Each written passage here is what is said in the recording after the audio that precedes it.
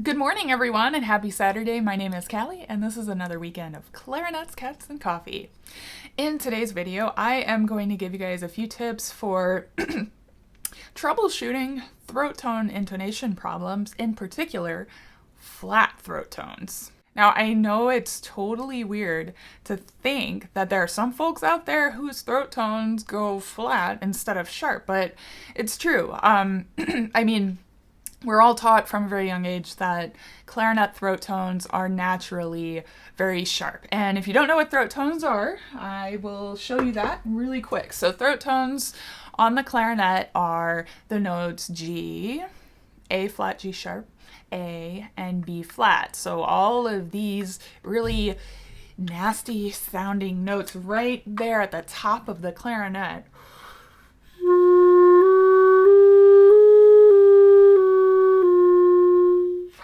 All of those guys, okay? So those are throat tones. And I've had a number of students over the years come to me with flat throat tones, and sometimes it's the equipment, sometimes it's, them, right? So here are some things that you guys can do to improve your throat tone intonation right now. So the first thing is I'm going to share with you guys a scale sheet that actually practices scales going descending, right? So about a year ago or a few months ago, I actually made a video of a finger warm-up based on the intro theme to all of my videos over the past year. It's just the descending scale.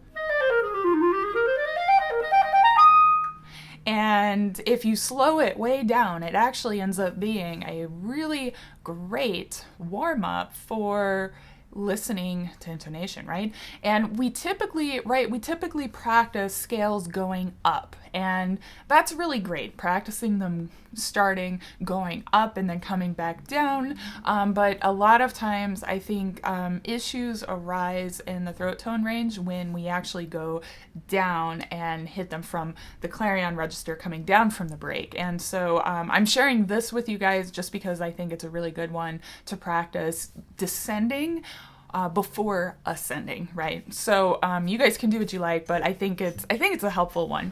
Now, one of the biggest reasons why a lot of players end up sounding flat in the throat tones when they're doing descending scales is because, or descending passages, is because they actually drop the jaw. Like the jaw literally goes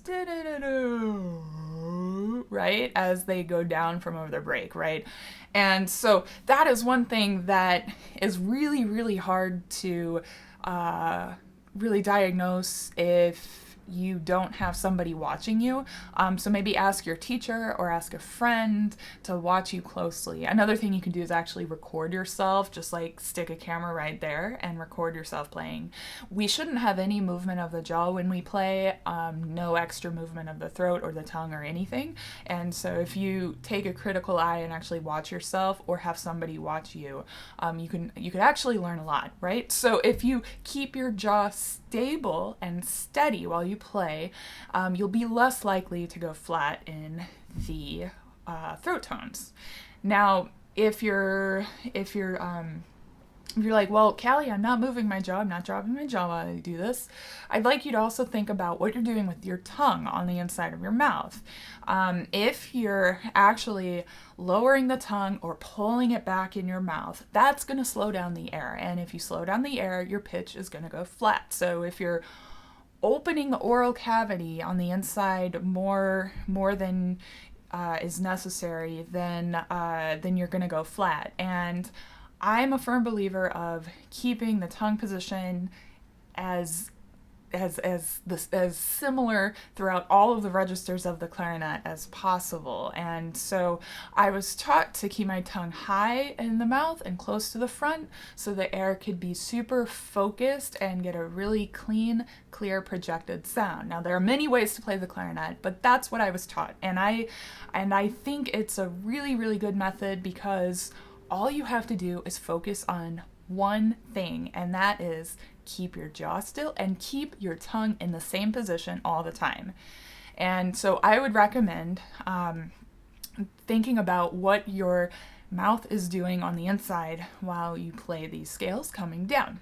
Now, the next thing is, if you're doing all of those things correctly, I would say check out your reed strength or how old your reeds are. Your reeds are. If your reeds are too soft and you're trying to put a lot of air through your instrument, you're going to get a really bright kind of honky, right? You're going to get a really bright, open sort of sound. And when you get into the throat tone range, your throat tones are going to just go way flat. They're going to be like 20 cents flat. So make sure you are using a reed strength that matches the amount of air that you're putting through the instrument. And so, it really depends on reed strength. You really have to match it to the type of mouthpiece you're playing, the facing, the tip opening, the chamber, all of that. And you also have to match it to how much air you're putting through the instrument. And so I can't really say what reed strength will work best for everybody, but if you're having a problem with throat tones and you know you're not moving your jaw or your tongue position, try playing on harder reeds. Now, the other thing is you might have a beautiful sound and you're doing all of these things. Your reed is matched properly to your mouthpiece and to your air column, but you're still kind of flat in the throat tones and like you're wondering like, I'm doing everything right. You could be overcompensating using your resonance fingering. So when you're coming down from over the break, it's easier for all of us, right? Myself included. You'll watch the video and you'll see what I do going down versus going up.